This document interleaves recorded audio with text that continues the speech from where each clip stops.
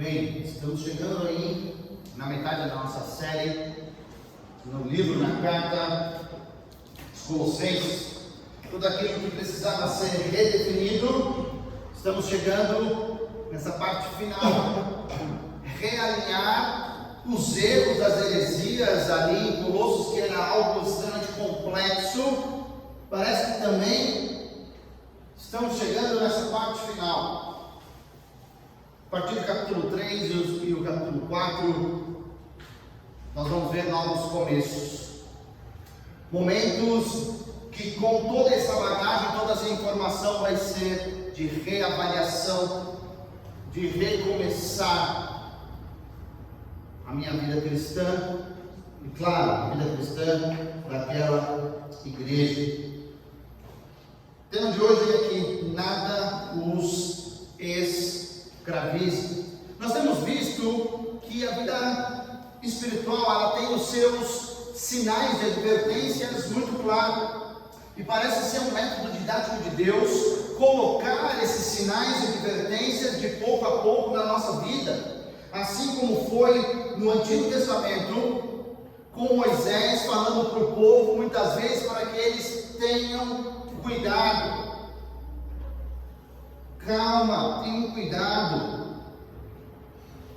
Não é diferente quando chegamos no Novo Testamento com a presença de Deus Filho, quando fala por muitas vezes para que eles tenham cuidado com um certo tipo de pessoa, com os falsos mestres, com as pessoas que estavam naquela religião instituída ali por homens. Essas advertências era o momento certo para os colossenses serem advertidos. Eles já vêm sendo advertidos nos versículos anteriores. A gente já viu primeiro no versículo 16 e 17 sobre julgar, sobre o legalismo, sobre o perigo da escravidão do legalismo na vida do crente, gerar tantas regras que você foi liberto do pecado, agora você vai cair nas algemas do legalismo. Semana passada nós vimos sobre como perder o prêmio. Duas maneiras de perder o prêmio, na verdade. A primeira maneira de perder o prêmio é ser orgulhoso. E a segunda maneira de perder o prêmio é sendo um desigrejado, ou seja, não sendo um membro efetivo de uma igreja local. São duas maneiras, porque você não está ligado ao cabeça, e não estando ligado ao cabeça, você não tem nutrição. É o que nós vimos na semana passada. E essas são as maneiras da gente perder o prêmio. Não a salvação, mas tudo aquilo que vem de premiação, porque Deus quis assim. Não fomos nós que pedimos, não fomos nós que chegamos. Deus, me dá um prêmio por correr essa corrida?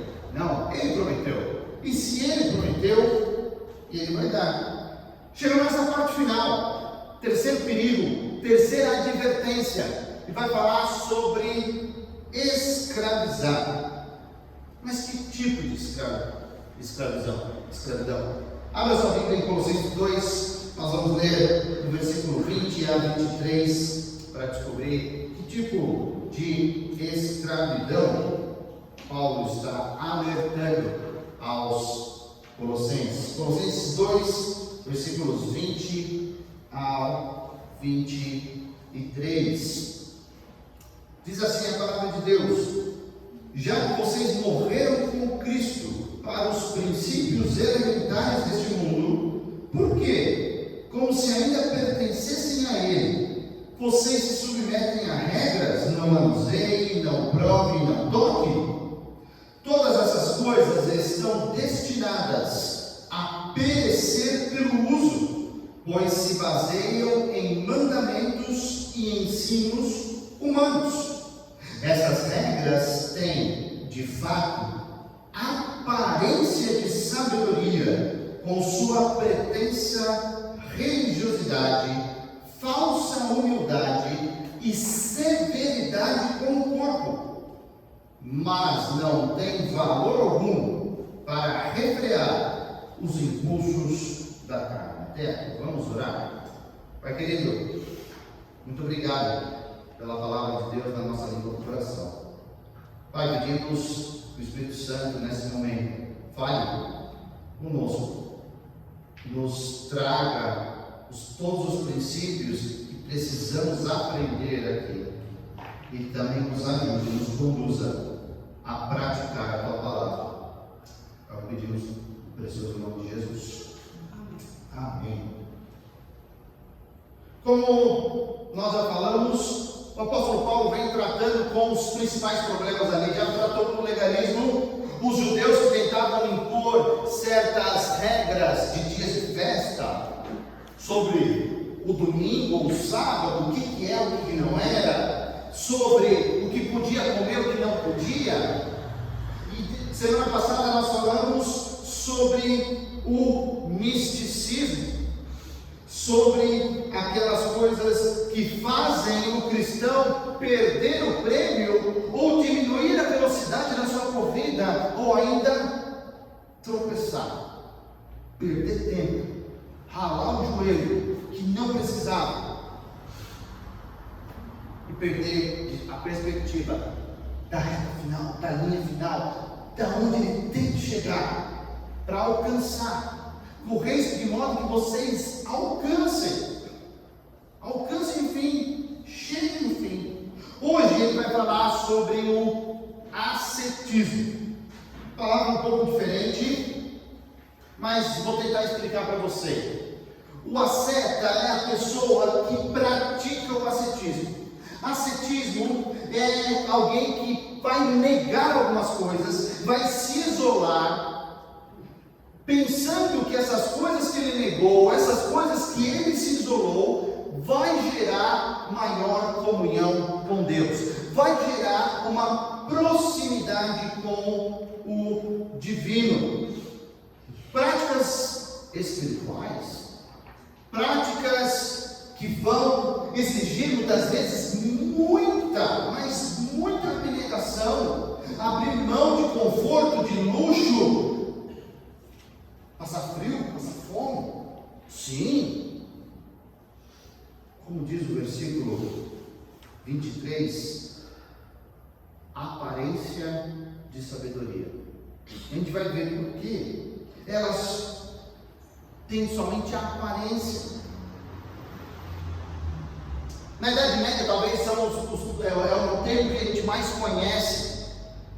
Pessoas que se autoflagelavam, pegavam chicotes e se chicoteavam.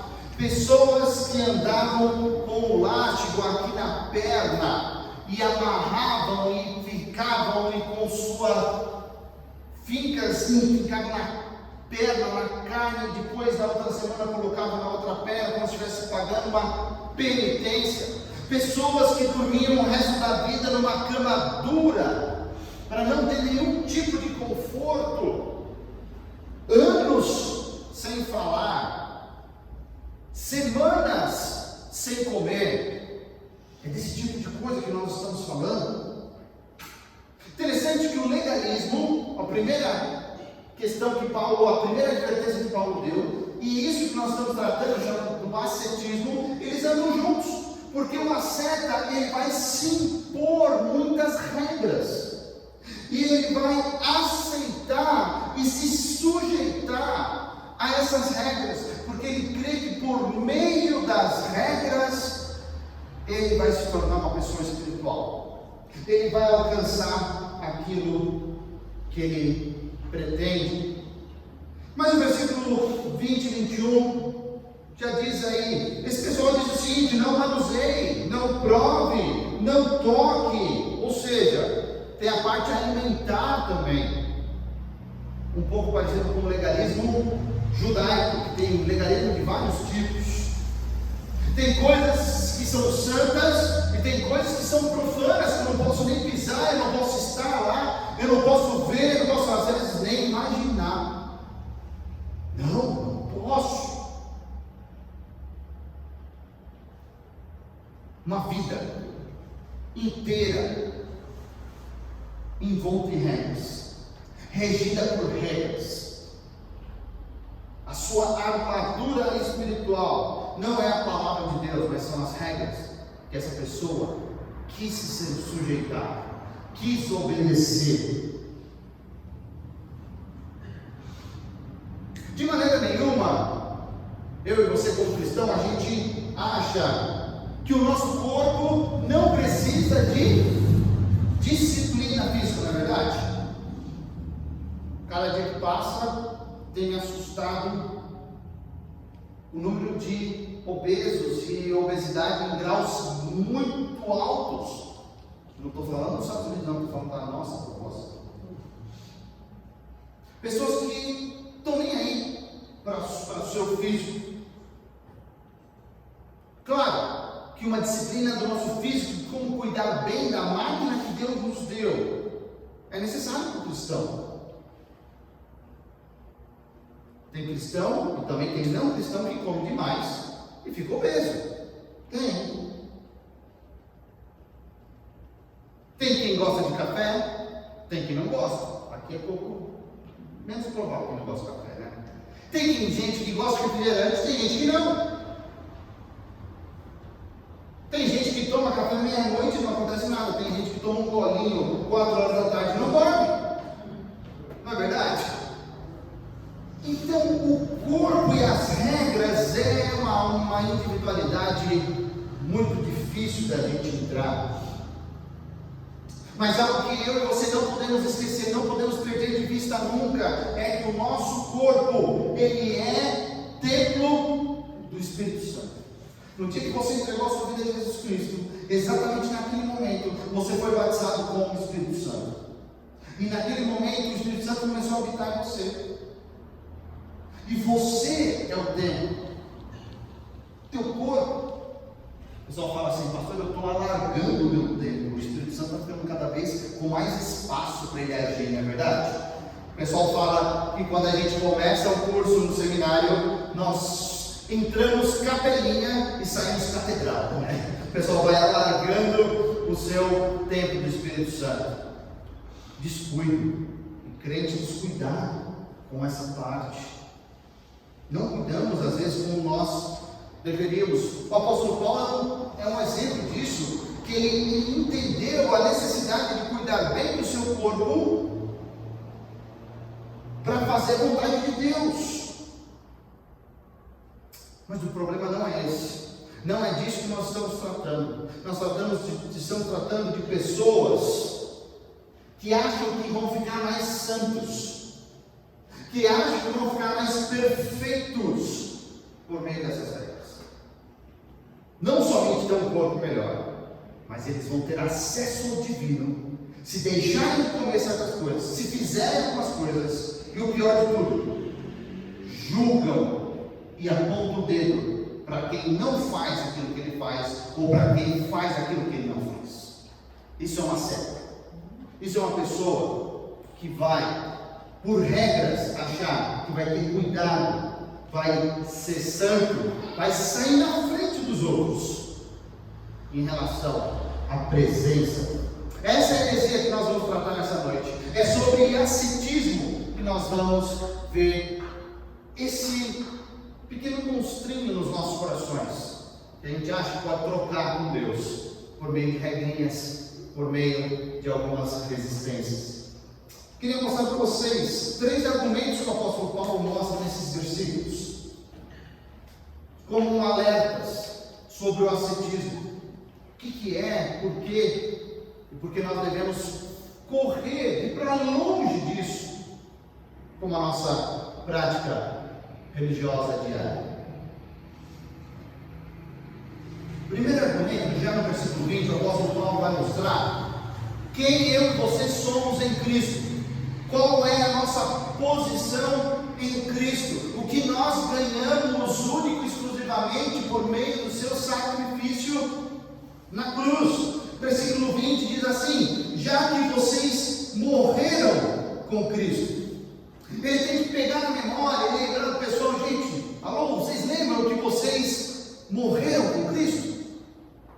Lembra que vocês foram identificados com Ele na sua morte e ressurreição? Já que vocês têm esse tipo de identificação, são, por que vocês estão querendo se identificar com qualquer outra coisa? Cristo tem que ser suficiente mais uma vez. Ele tem que ser prioridade, ele tem que ser supremo, não as regras.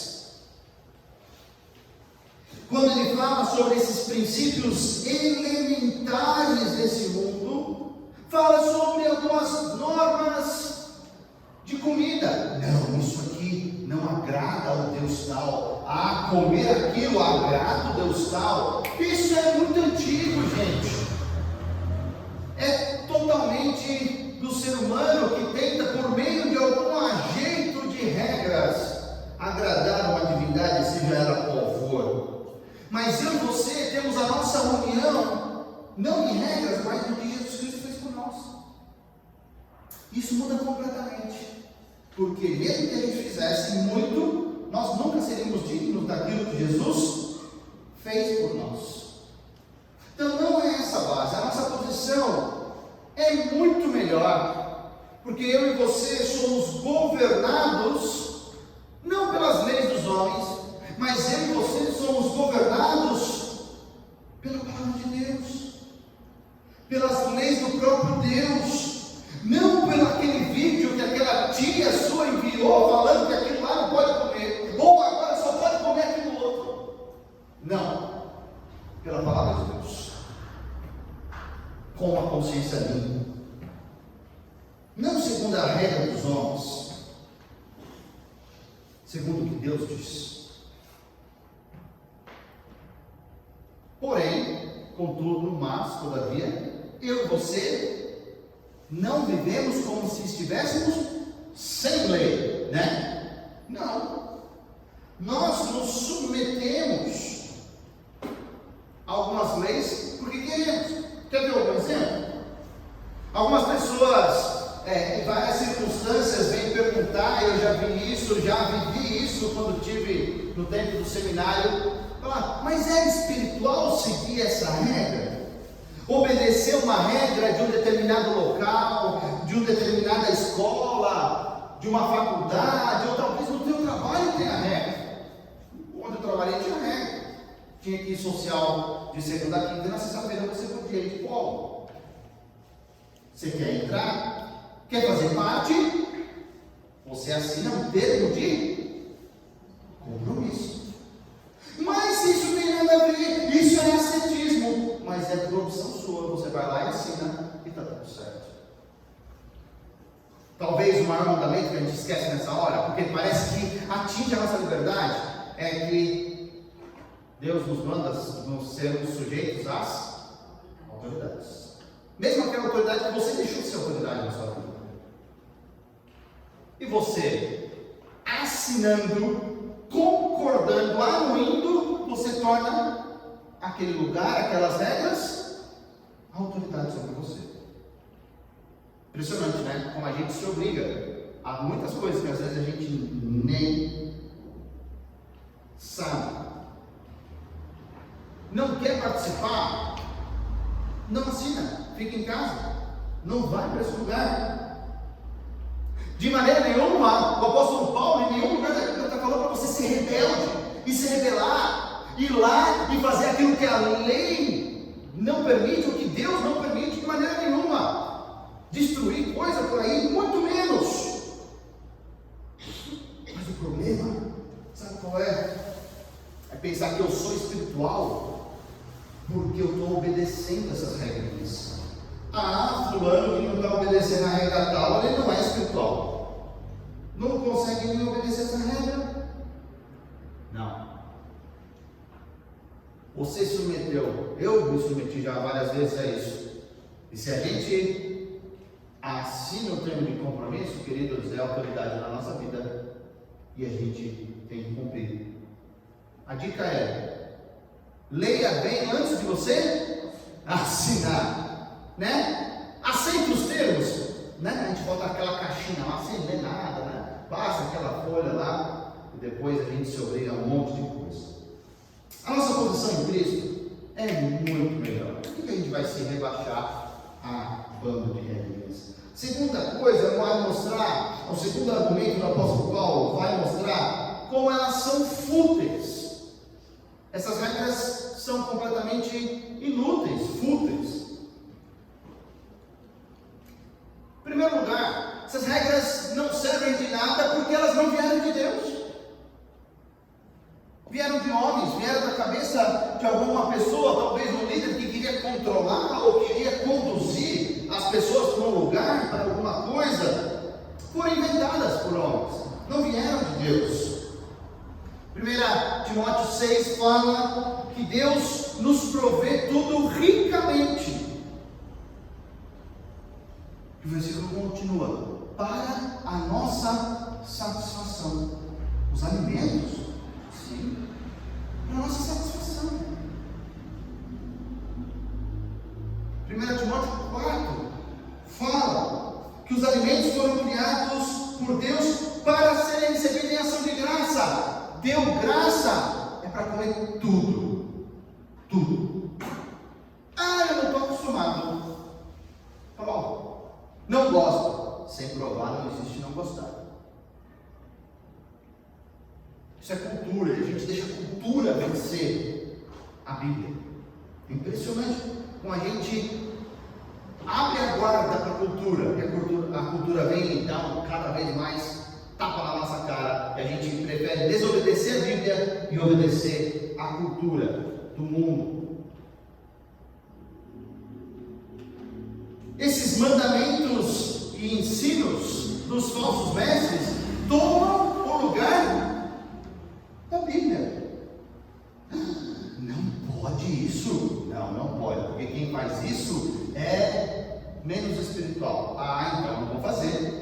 Eu não quero ser visto como menos espiritual. Eu não quero que a minha reputação diante da sociedade onde eu estou inserido seja vista como menos.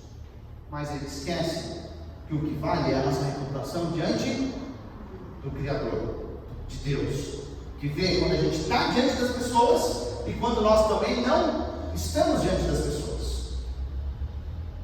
O professor falava que você só é verdadeiramente você quando você está sozinho e pode fazer o que você quiser. O que você faz quando você está sozinho? Essa futilidade, essas regras que têm a capacidade de tomar o lugar da Bíblia, da palavra de Deus.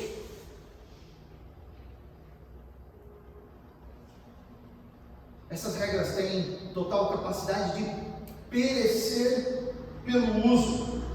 Quer melhor exemplo do que os próprios alimentos? Mas o alimento não posso tocar, não posso comer em um lugar que eu não posso nem ver certo alimento. Comeu, digeriu, cadê o alimento? Ele perece pelo uso, ele acaba. E aquilo que era um problemão inventado por homens acaba, simplesmente pelo fato de eles serem inventados. Quer ver alguns exemplos que estão em várias religiões? Não que o cristianismo não tem, não que eu e você muitas vezes tenha pensamentos às cegas, mas você vai entender melhor quando a gente mostrar algumas imagens.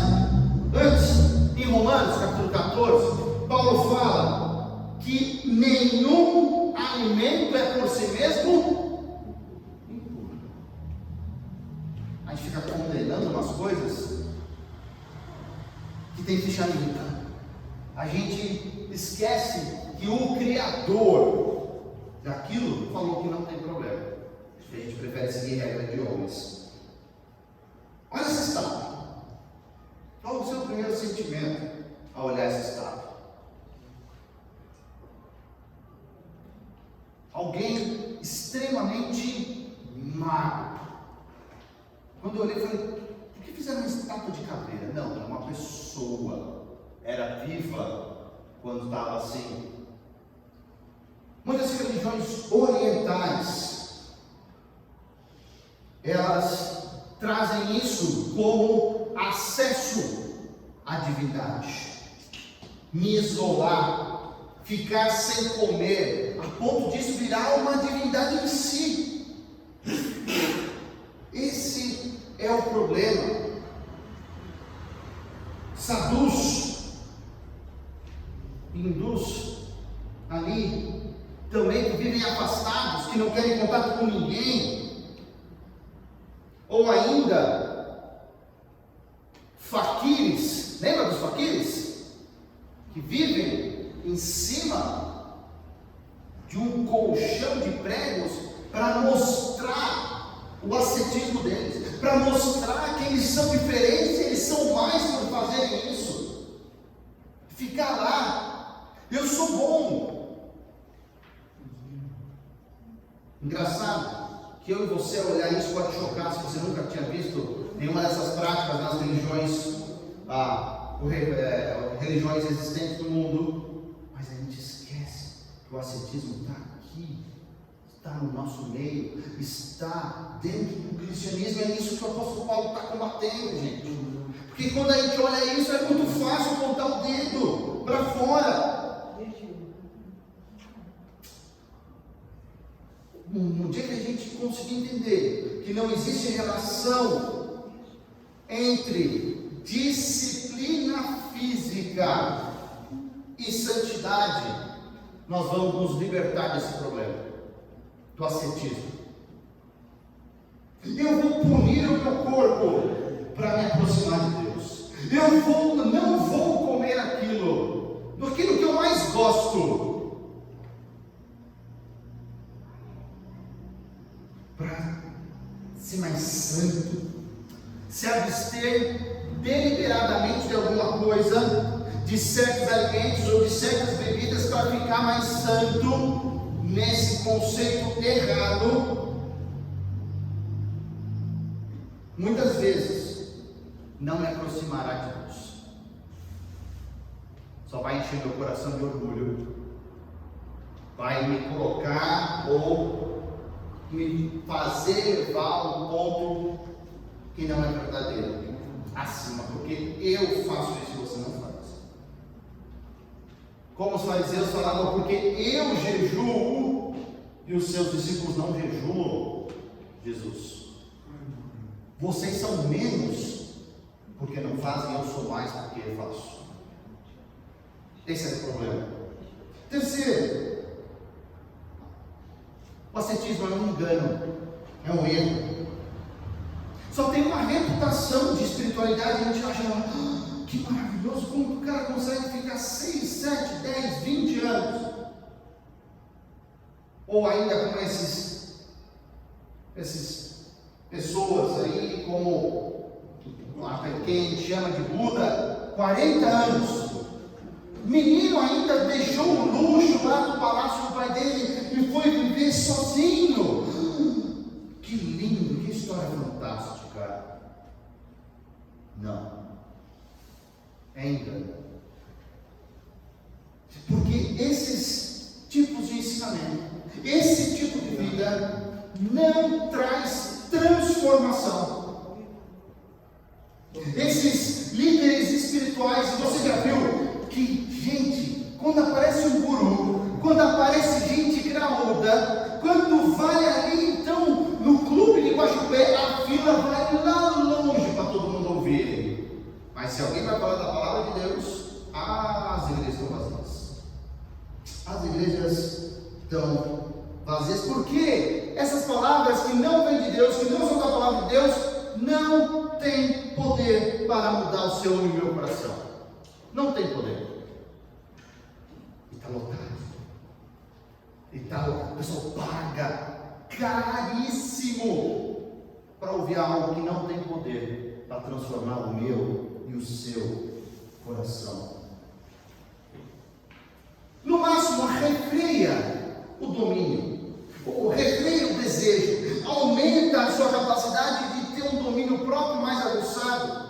Mas não é essa a proposta de Deus para a sua vida, meu irmão, e para todo ser humano. A proposta de Deus é trocar aquele desejo horrível, pecaminoso, por um fruto do Espírito.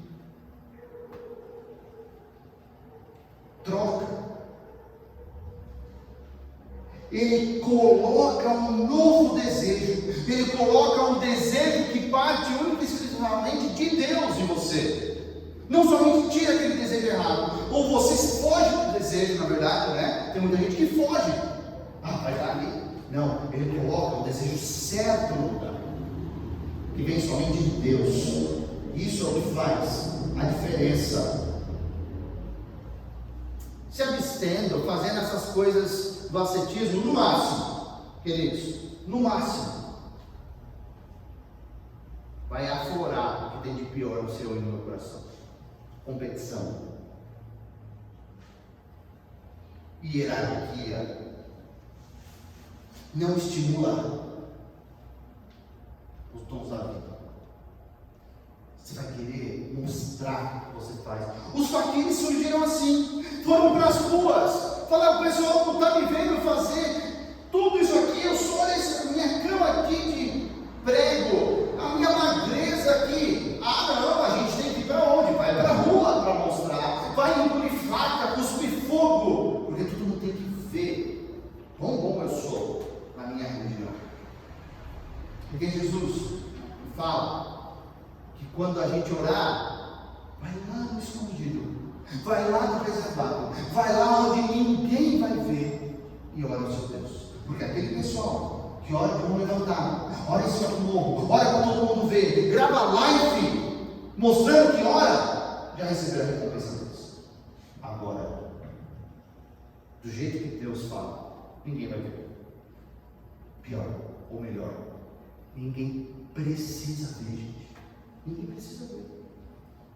Porque isso vai ser tão natural seu que vai ser pelos teus poros. A bondade, a alegria, o amor, o domínio próprio. Não precisa mostrar. Pois é. O apóstolo Paulo parece que meio desconexo, mas não é. Mais uma vez, o apóstolo está combatendo todas essas heresias ali, mostrando que Cristo ele é suficiente. O que ele fez na cruz não vale vale completamente contra o legalismo, o misticismo, o ascetismo. Essas coisas não valem de nada. Para que seguir essas coisas? Para o legalismo voltar a seguir regras, nós temos a graça de Deus dada a nós, esse favor imerecido. Agora, para o misticismo, esse conectar com Deus nessa forma, pela cabeça, pelo cabeça. E o único jeito de se conectar é sendo humilde e servindo numa igreja local. Hoje nós vimos que o que combate o ascetismo é entendermos tudo aquilo que Jesus Cristo conquistou para nós na salvação. Essa liberdade total e genuína do pecado, esse entendimento que Deus fez tudo, Jesus ali nos entregou tudo, não vai nos deixar voltar a seguir regras para ser mais espiritual. Não. Essa liberdade é o que nós devemos manter. Algumas perguntas para a gente levar esse texto para a nossa semana.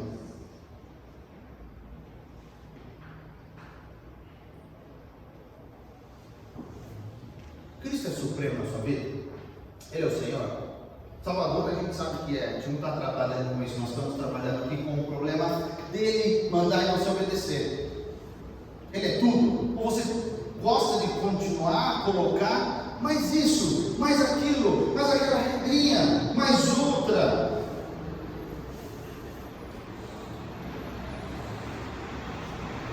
Segunda e última pergunta. Eu extraio de Jesus o poder espiritual que eu preciso para mudar, para me envolver na igreja, para ser mais espiritual, para fazer aquilo que eu acho que eu nunca vou mudar?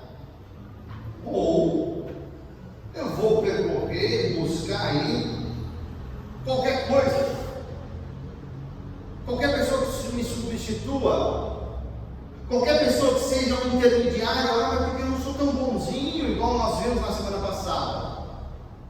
que a gente esquece que a nossa adoração a Deus é todos os dias. Lavando prato, fazendo móvel, trabalhando no banco, aonde você estiver, você adora a Deus no seu dia a dia. Hoje nós vimos então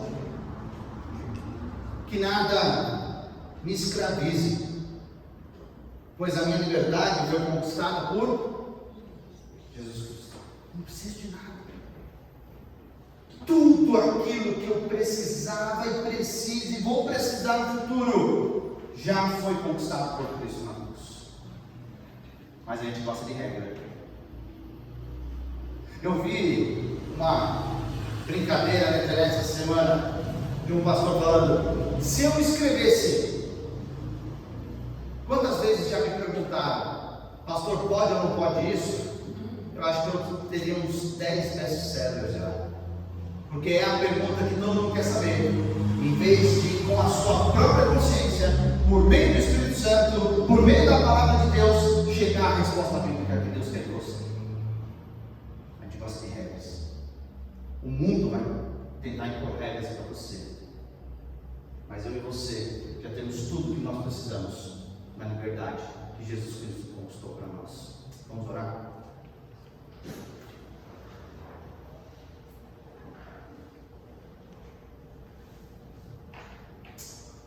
Pai querido, nos ensina de fato que somente a verdade liberta, que a verdade vem do teu Filho Jesus Cristo, que a gente tenha um senso aguçado para perceber quando mentiras são ditas a nós, coisas que não provêm do Senhor, provêm dos seres humanos. Pai, ajuda cada um dos meus irmãos aqui a serem fiéis, a correr em tudo que eles têm que correr na maior velocidade, na maior disposição, para ganhar o prêmio que o Senhor vai dar a eles, sem distração, servindo ao Senhor toda a vida na igreja local. Não por meio de regras, mas por generosidade, por amor, por gratidão ao que o Senhor já fez por nós. Nos ensina, continua sempre a nos ensinar, Pai, nós pedimos, precioso nome de Jesus. Amém.